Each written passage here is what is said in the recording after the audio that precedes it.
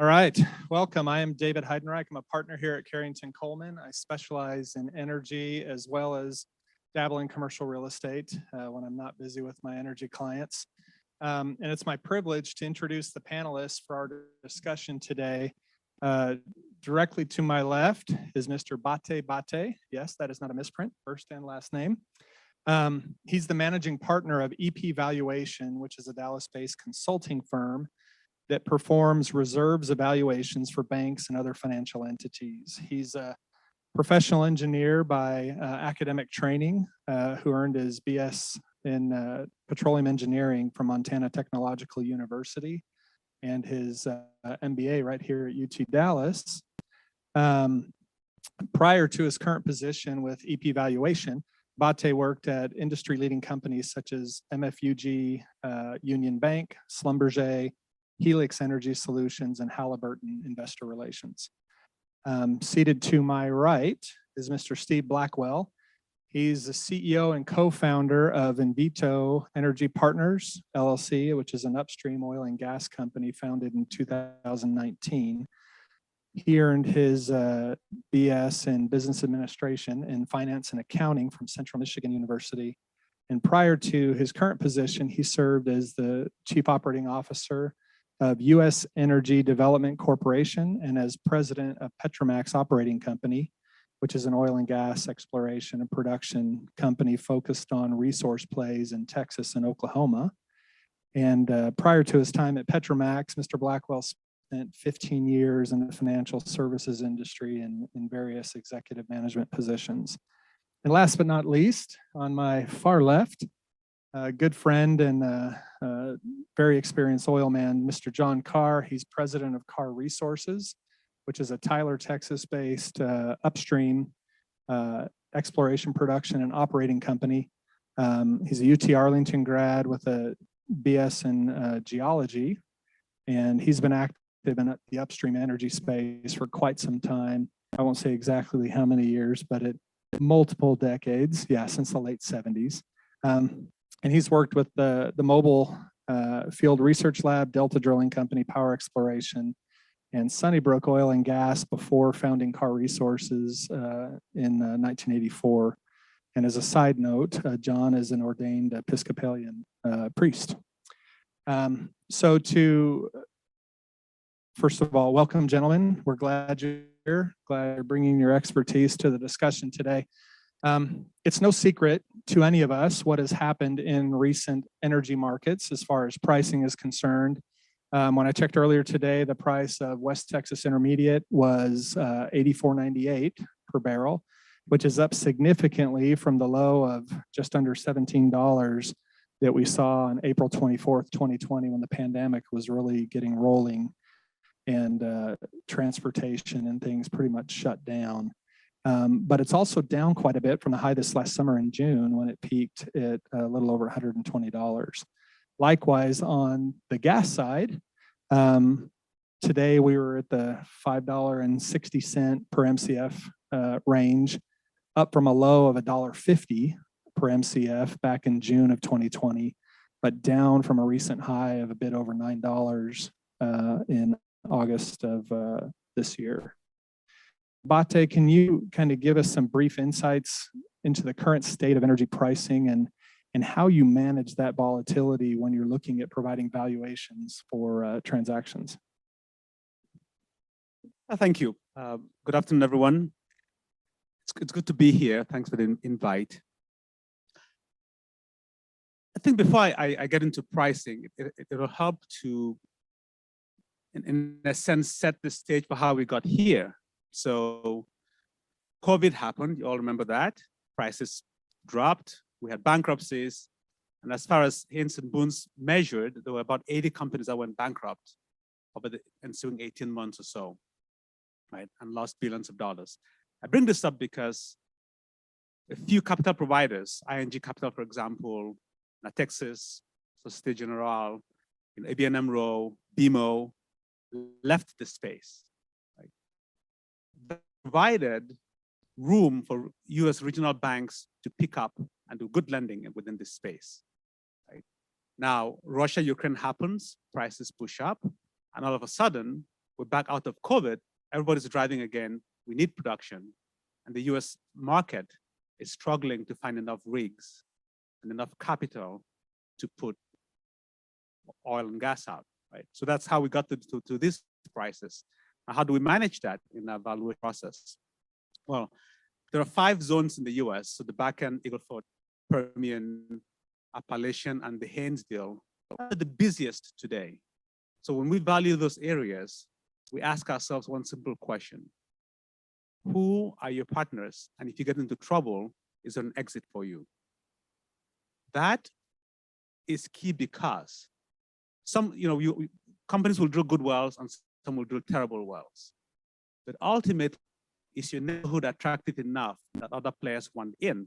If it is, you get rescued, right? If you screw up. If it is not, no matter how good the wells you drill, there is no rescue coming. So that's how we look at the valuation process. We start with the general neighborhood. And then we look at well productivity costs. And in the past 12 to 15 months, costs have grown materially quarter after quarter, which has put pressure on our producers and made some wells uneconomic. And so our 2 things are neighborhood you're in, what's your cost structure, and is the technical team able to manage both good quality wells, keep costs low, and do they have an exit? Thank you for that. And just to kind of dovetail on that concept, so the area that you're in, right, and then your cost structure. Steve, in your pursuits recently and in what you've seen, what have been kind of the inputs and outputs, so to speak, that have kind of guided you in making decisions? I know before this event, we were talking about rig counts. If you want to give kind of a brief synopsis of where we've been to kind of add to that, and then what you're looking at now. Thank you. Yeah, interesting when COVID hit, just to give you some context to where the market looks from a CapEx, and rigs is really an important thing to follow. It's a leading indicator of the supply side of the equation, right? And so when COVID hit, prior to COVID, we were about 1,000 rigs in the North American market, and that dropped down to 200 rigs. Oil, since then, we've recovered back up to about 700 rigs this year. But you got to understand that's with $120 oil this year.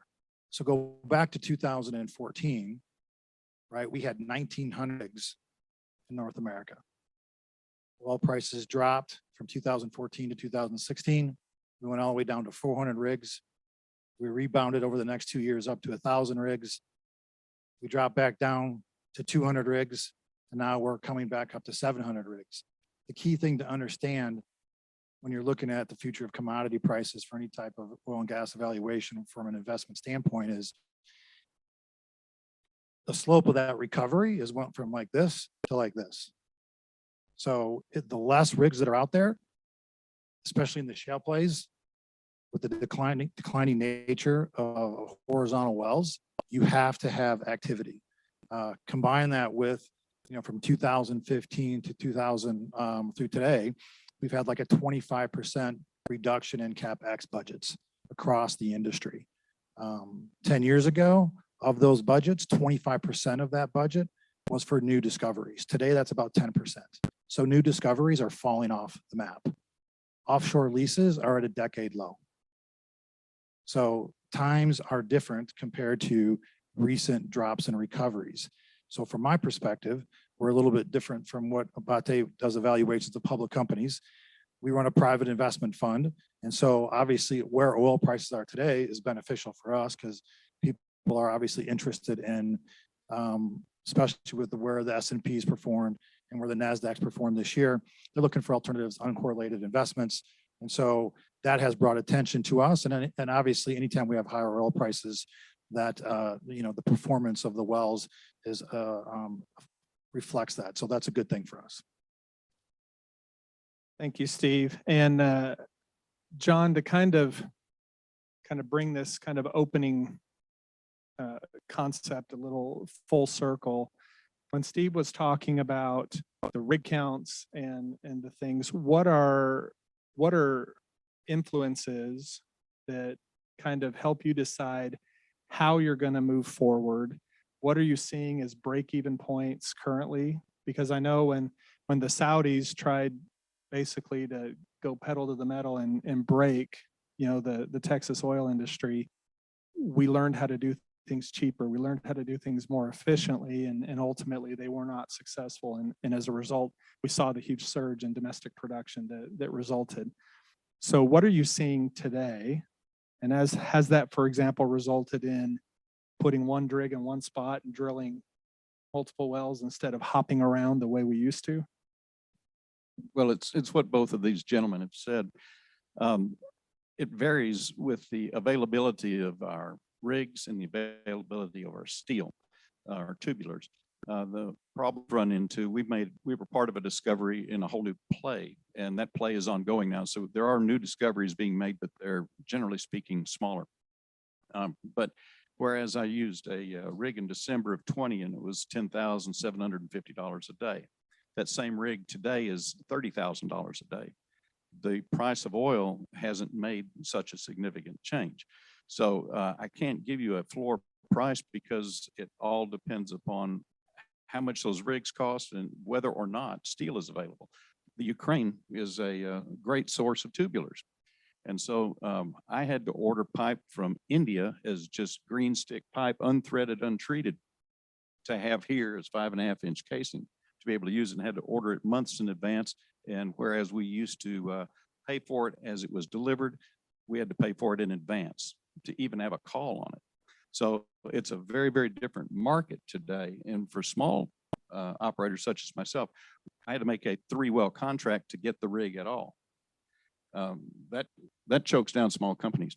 The larger companies will do that, and they'll use it to their advantage to run us out of the market if they can, because we're the competition. They'd like us to find things and sell it to them, and they'll develop it.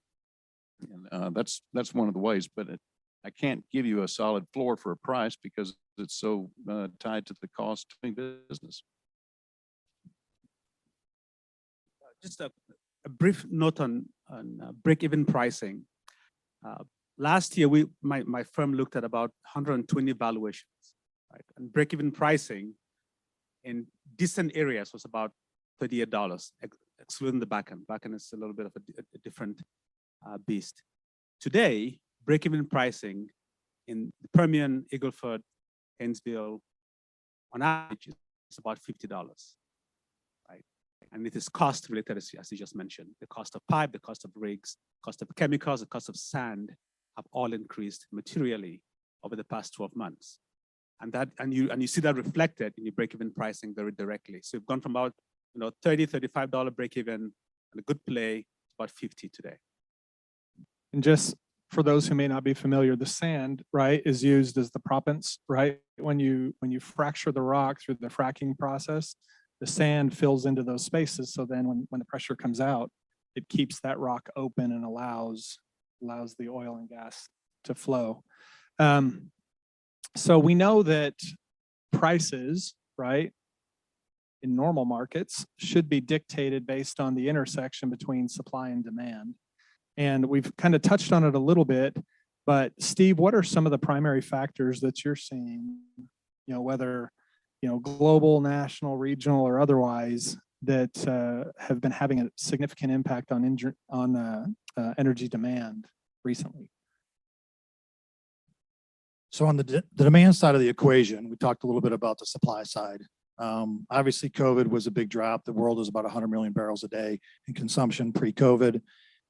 Depends on who you ask. We dropped about 15 million barrels a day during COVID. We've since rebounded to almost to those levels to where we are today. So global demand is back to almost pre-COVID levels. It depends on what source you go look at, but everybody's predicting demand to grow over the next 10 years. You still have a lot of growth in the middle class in economies like China, India. What's an interesting fact, we're talking about it in the prior conversation about Gen Z, but everybody's well aware of how big the baby boomers, right? Where the Gen X, which is I'm a part of, is about 8 million people less than the baby boomers, but Gen Y and Z are about 8 to 10 million more. So we have in the United States as those generations move into their 30s and 40s, which are their consuming and producing years. We've got about 30 years of built-in demand in the United States. And by the way, we're the only industrialized nation that has a birth rate high enough for replacement. So that's a big advantage for the United States, but you do still have large economies of middle-class growth still going on over in China and India. So from the demand side, I don't see a lot of factors slowing that down. Obviously, there is the renewable side of the equation, electric vehicles. Today hydrocarbons supply 80% of the world's energy. Renewables are about 6% of that. The interesting part of that statistic is 4% of that 6% is wood. Only 2% is solar and wind. So a long way to go to make a dent in that market. The electric vehicles obviously are going to have some demand, push down on the demand side for gasoline, but that's also going to put more pressure on the grid. So we'll see how that all unfolds. But I'm not seeing anything. Obviously, events like COVID, you can't prepare for that. Absent a worldwide deep recession, either through an expansion of the war in Europe or the Fed driving the United States economy into a deep recession, I don't see demand side falling off. Thank you. Kind of tying into that, John, what do you see in your company as short to medium term prospects from the demand side and how that dovetails into the investment decisions that you make? Am I getting into a new play? First of all, are you getting into new plays? And secondly, how far you get into those plays, how is that impacted by what you see coming in the demand space? Well, first, let me say I agree with everything that Steve said. He really described that very well. And it's hard to control demand or to guess what it is. China's such a wild card. Africa is another big wild card that few people talk about, but the industrialization of Africa could be a real swing even in the next 10 years. But in Texas, what we're going to do is position ourselves with conventional reservoirs that need to be drilled horizontally and fractured. We're applying new technologies to old type reservoirs where oil has been found in the past, but inefficiently recovered. And so we tend to go to these areas where we can have a certainty of discovery and exploit those reserves as efficiently as possible, to use as few locations as possible. As you mentioned, drilling from one side, it creates a much smaller footprint for the landowners, fewer pipelines, just less disruption, and it's more efficient. Geologists are the original environmentalists, and so we try to keep our footprint small. But we're trying to do these sorts of things in Scurry County, Fisher County, the Eastern Shelf. The big companies are in the deeper part of the basin, Midland and the Delaware Basin. We're outside of that. We're a new play, and it's what you mentioned, Bate, is being in the right spot. Ours is just being discovered, and so that's what's happening in our world. Smaller family-owned companies are in our space. And for just to kind of give everybody a visual, what we're talking about is where these wells are drilled. It used to be that you would have multiple drill sites, and the norm was to kind of just run them parallel, one to the next, to the next, to the next. And what you're seeing now is a lot more, think of a wagon wheel kind of hub and spoke, where you drill from a common central location, and then you shoot the laterals out kind of multi-directionally from there. Bate, so in performing your reserve, you mentioned that your company did 120 valuations in the last year. What trends or impacts have you noticed on those deals that kind of give you a little bit of a glimpse into what you see coming as far as future production is concerned and the demand related to that? Excellent question. I'll start by talking about ESG just a little bit, because that's an important part of this. I am of the view, having looked at a lot of companies and listened to presentations over the past few years, and especially over the past 12 months, that oil and gas companies should champion ESG, and here's why. The primary outcome from ESG efforts has been to the detriment of coal, not oil and gas, right? So demand for coal and supply of power from coal has declined over 50% over the past 10 years. It has not been refueled by renewables or solar or wind, right? So wind and solar grew about 26% and 9% respectively this year. Well, the other way, solar and wind grew about 26 and 9% this year respectively. But for all of that growth, they've changed the dial 1% the past 12 months. That's domestic, right? So my point here is this: coal has been the primary loser in the ESG battle, not gas and not oil. Gas and oil will continue to grow because the blanket demand, right, that we have relies on those two fuels primarily. Yes, Marty.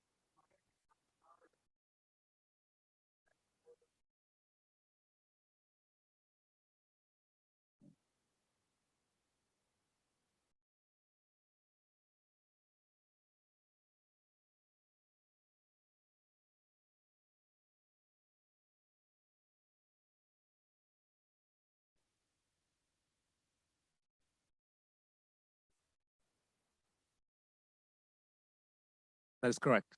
That is correct. And so that leaves natural gas as the natural replacer of coal. And so oil and gas companies are the primary beneficiaries of this ESG push. We may not like it, but it's benefiting us. I just want to put that out there, right? So we should really look at it as positive for our business, because coal and solar and wind cannot replace oil and gas over the next 10 to 20 years. It's just, the scale is not there, absent disruptive technology. Thank you for that. And we noticed the impacts of that quite a bit actually during Winter Storm Uri. We all like to forget, Snowmageddon of 2021, right? And everything that happened in Texas as a result of that. To put it in perspective, in 2002 in Texas, we got about 2% of our energy grid supplied by wind. And in 2022, it was up closer to 25%. But as Bate indicated, it's not making enough of a difference. And anybody who's traveled through West Texas, once you hit Sweetwater, you see nothing but windmills everywhere. And you head up into the Panhandle, they're all over the place, and they're actively running when the wind is blowing. What we saw during Uri was that when Texas is 0 degrees, which it normally isn't, mills freeze and they stop spinning. And that became a problem that, everybody, the power generators, right? They have to have that input. If it's not coal isn't affected, by cold weather. It just sits there. You put it in the furnace and away you go. But when coal is not an option because those plants are gone, natural gas was looked at, right? And natural gas prices spiked dramatically during Uri. And we had valves that were freezing. You hear about the winterization, issues that ERCOT here in Texas talked about. You had valves that are freezing that put further constraints on that supply of natural gas to the power generators. And the result is what we all got, right? So I think those who I've spoken with say that renewables, they're a good thing to do. They're a good thing to add to our energy matrix and how we produce power. You're exactly right. I have a daughter who lives in southern Utah and is very well aware of what's going on in Lake Powell and Lake Mead, over closer to Las Vegas. Lake Powell is within about 40 feet of being at what they call dead pool status, where it can no longer outflow water, and which also means that it cannot create electricity, right? Not only is it an electricity problem, it's a water supply problem. And then that comes down the Colorado River Basin, right, all the way to Lake Mead and all the way ultimately to Los Angeles and Southern California, which is why you're seeing prices go up, in produce and not having the production that you would expect for produce coming from California. So talking about just briefly a little bit more on the demand side. Okay, so we've talked about the world trying to come out of COVID. The flip side of that is we've seen with the Chinese economy, regional lockdowns throughout China as they pursue a zero COVID policy. that has had impacts on their economy and how much they can produce. And we've all seen the supply chain disruptions that come from that and the shipping problems and the rest of it. As we kind of segue between this demand discussion and the supply discussion, John, without giving away too much in the way of specifics, where are you looking? Because that supply is so critical. Where are you looking for that additional supply and that future production? And kind of what does your typical prospect look like? I mean, we hear about you're going in, you're getting into a new play. What are we talking about in the way of capital and timing before you're actually bringing that energy to the market? Well, we're geologists. We try to find oil and gas. And so we employ all that we know to find these places. We've made a Austin Chalk discovery that's 15,000 feet deep. We drill horizontally 7,500 feet, and we make wells that come in at 20 million a day.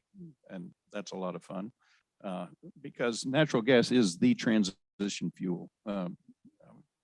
All the electrical things are good.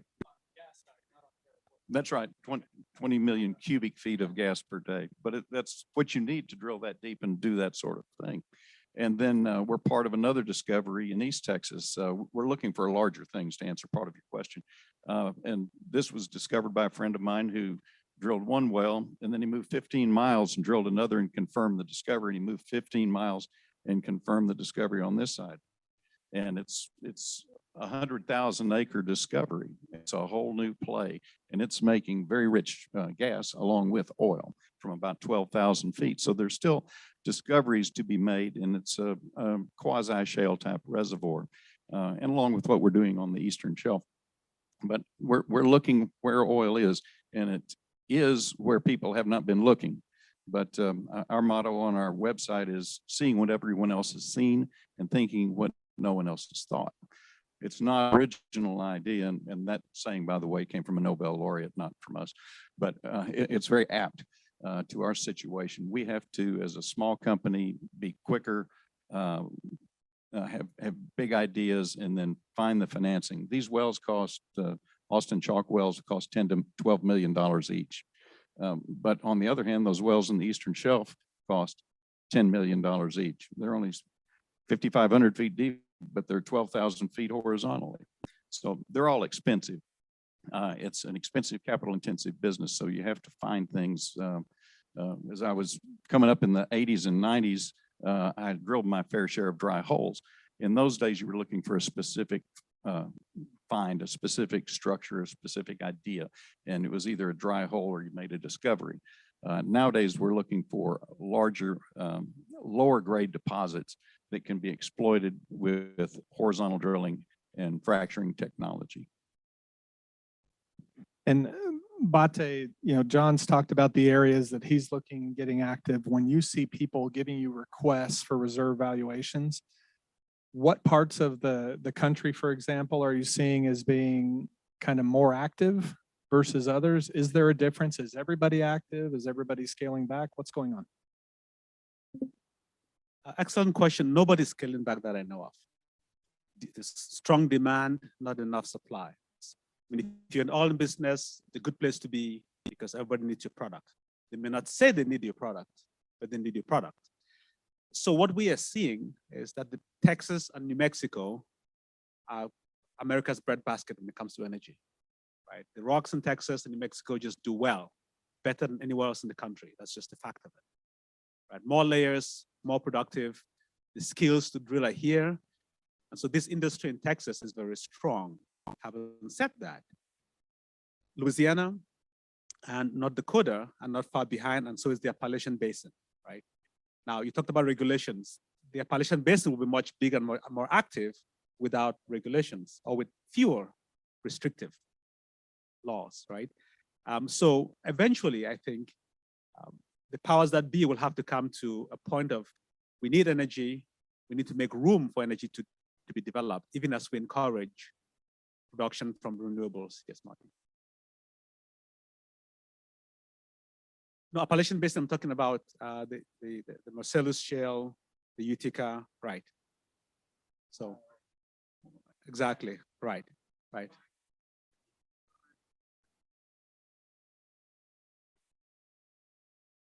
Right.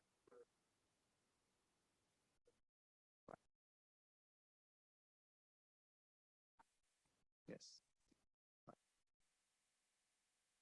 And they don't have to be, because right beneath their feet is a mammoth gas play, right? It's there, it's close to markets. There's no reason why you shouldn't have, cheaper supply, because the source is there, the pipelines are in place.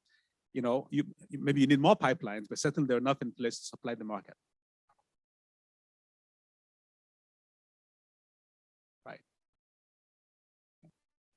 So again, so that's my point. It's a good place to be because demand is strong.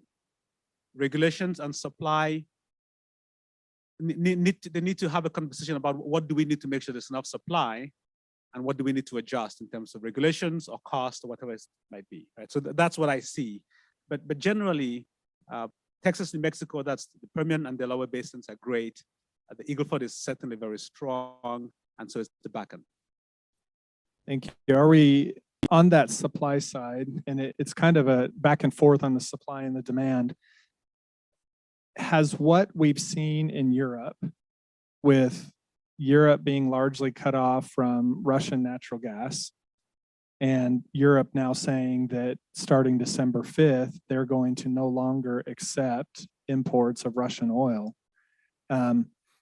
As we see those kinds of factors, what are you anticipating happening here, Bate, in the U.S. markets? Because it seems to me like we've had to largely pick up the slack for the gaps that are being created by turmoil in other places in the world. What are your thoughts there? So about 20 years ago, I was part 20 years ago, I was part of an effort to develop LNG in Mozambique and move it to Europe. Nobody was interested. Today, the US is the primary exporter of gas to Mexico and Europe because of Russia, thanks to Russia. I call that Russia's gift to the US, right? Because Russian oil has found a home in Asia. About 75% of Russian oil has moved to the Asian market. So there's no loss to Russia there.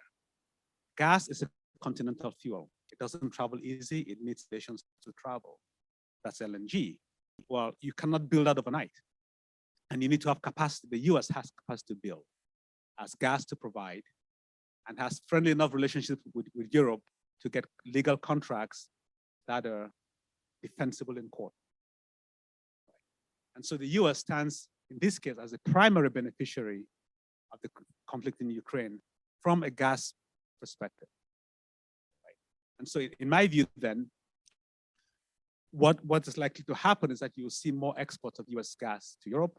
And once that infrastructure is built, it will not go away. Right? That's the thing with gas. Once you build it, you committed to it, which is why it's been difficult for Europe to leave Russia. Even to, during the world wars and all the other conflicts, they could not walk away from that infrastructure. Now they've been forced to do that. And that is good for global supply and demand balance.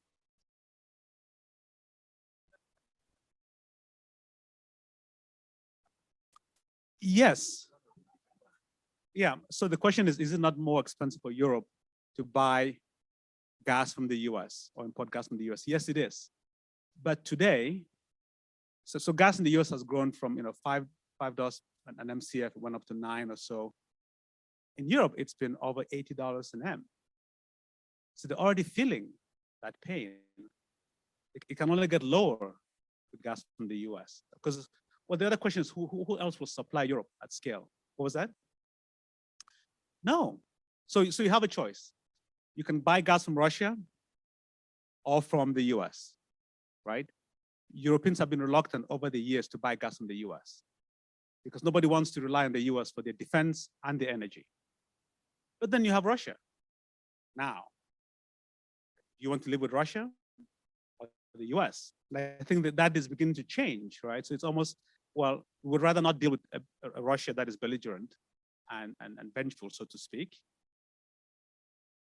where do you go? You come to the US. Over time, African countries will develop this infrastructure, but it is not there over the next 5 years. That resides in the US.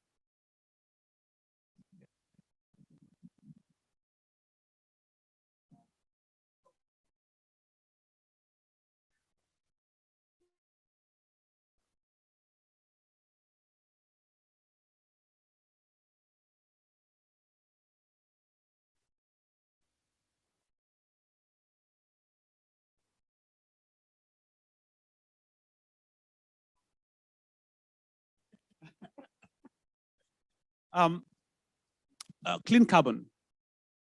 I mean, that is a thing, but it's not cheap. It is not cheap. Natural gas is just much cheaper. Plentiful, prolific, and cheaper. So because eventually somebody has to pay for these projects. Natural gas is already there. Why pay for something in a fancy project if you don't need it, right? Natural gas is already here, and that's I guess that's my point. It's you don't have to do anything new to get plentiful natural gas. It already is here, right? Now, getting stuff from Venezuela and Saudi, you know, they tried, but that was unsuccessful because on October 5th, OPEC cut 2 million barrels. So clearly, that message was not received. I've got a question for Steve real quick, and then we'll come back to you, John.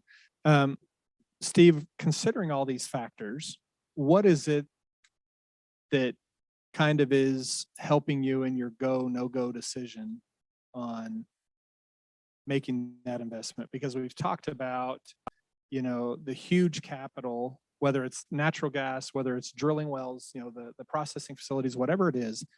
What is it that is kind of your guiding light, if you will, on when to kind of pull the trigger on new investments? So we're a little bit different than John, and thank goodness the industry needs more companies like John who are out there discovering new oil plays. We run a fund, so I used to be in that. One of my former companies did what John did, but today what I do is I run a drilling fund. So for us, I mean, it's really simple. I mean, it's the economics. So we don't go into, we're going into the fields where there is data points already there. So where John is going in and proving something up, we're going in after the fact. So we're always looking for to go into areas where there are plenty of data points to prove our theory, where we can have a much more reliability on the economic model that we're running, because we're running a fund. So I need to deliver, you know, returns to our investors, and I need to, so that doesn't lean towards being more speculative or being more exploratory. So for us, it's simply a matter of, do the returns hit the profile? And of course, with where the market is today, there's so many different things that have been said here that if you take away anything from this, there's a lot of bullishness towards the energy side from an investment standpoint, whether you want to go invest in E&P companies, publicly traded E&P companies, or whether you want to step into the, you know, private capital, by the way, there is a gap to be filled in this industry with private capital.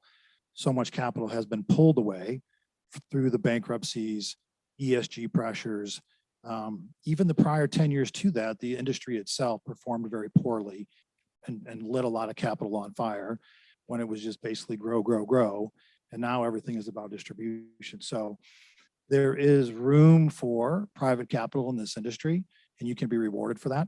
But for us, when we evaluate assets, it is, you know, with what degree of accuracy or probability do we feel based upon enough data that we can perform. So that's how we look at deals. Okay, back to what Bate said, I just want to make 2 points. When he was talking about Europe, Germany has 50 years of natural gas reserves. It was in the Wall Street Journal the other day, so it's got to be true. They have a shale deposit there that would be easily exploited, but they won't do it. They said never, because they don't want fracking. And that's why they're not doing it. They would rather be beholden to the Russians, but they have the reserves that might at some point, they have a change of heart. The solution to pollution is natural gas. And we proved it because in the United States, we changed from coal to more natural gas. We're the only nation that attained the Kyoto Protocol or the Paris Climate Accord emission standards. We are the only nation. Now, we weren't signatories, but we just succeeded anyway because we were transitioning to natural gas. Natural gas is the fuel of the future, and we have a long racetrack here where we'll go down the electricity mode, and it needs to come. But to get there, we have to have natural gas there, and it's a clean fuel. So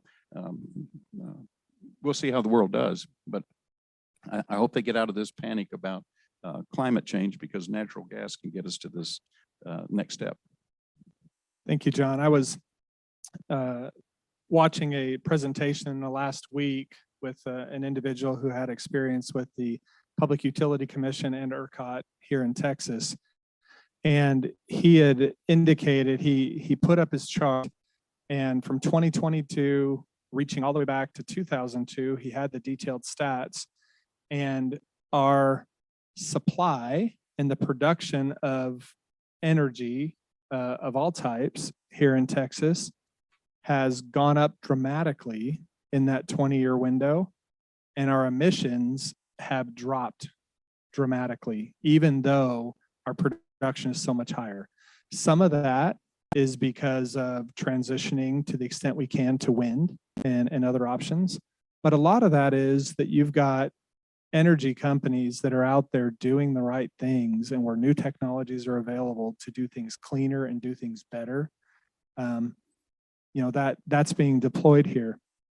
Okay, so we want to kind of introduce the crystal ball portion of the discussion here to kind of wrap up. And I'd like this to be a kind of a free for all these last few minutes on touching on a couple points. Number one, is a potential U.S. recession likely to have an impact on all of this discussion we're having? We've talked already about, you know, problems being faced by European nations. And I know, John, this is close to your heart, but let's get some discussion on that. Here in Texas and our local energy grid, what are the other potential options that are out there? Speaking, you know, specifically to geothermal. So let's final few minutes to kind of, you know, get some final thoughts on the table, and I'll turn it over to you, gentlemen. I'll begin with the end, the geothermal point. You may have heard that there's unlimited geothermal energy, and it's because we're on top of a nuclear bomb that's floating through space called Earth. And that nuclear reaction that's taking place within the Earth is what is fueling our heat. So this latent heat is what is to be exploited. The trick is getting it commercial. And we're just on the brink of that. The great thing about Texas is we have such a wide spread use of oil and gas wells. We have mapped all of these geothermal gradients. We know where to go to get the greatest heat at the shallowest depth. The trick is making it convertible to electricity. Presently, you can generate enough electricity off of hot brines to run the operation and not sell any electricity. But with some, I think there's going to be some breakthroughs in technologies, breakthrough in systems that will make this possible. And then you really have a almost an unlimited or a permanent source of energy.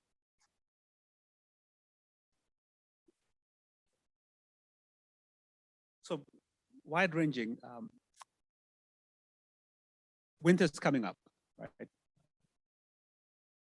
80% of US natural gas consumption happens between October and March.